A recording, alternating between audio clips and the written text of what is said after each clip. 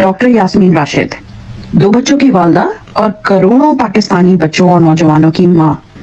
Iron lady کے نام سے پاکستان میں جانے جانے والی اس صنف-ے-آہن نے نہ صرف گائنیکالوجی میں انگلینڈ سے اعلیٰ تعلیم حاصل کی بلکہ یہ تو ان کے قابلیت کی سفر کی محض ابتدا تھی.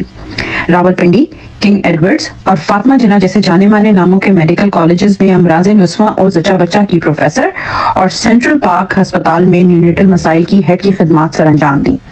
انہیں یہ اعزاز حاصل ہے کہ وہ خاص طور پر پنجاب کے ساتھ ساتھ پاکستان میں صحت اور تعلیم سے مختلف پروجیکٹس کی سربراہی کرتی رہیں، جن میں پنجاب سیف مدرہڈ، لڑکیوں کی تعلیم کے لیے young champion project, community action process کے ذریعے زچہ بچہ اور خواتین کی صحت کے لیے وکالت اور سوشل موبلائزیشن شامل ہیں.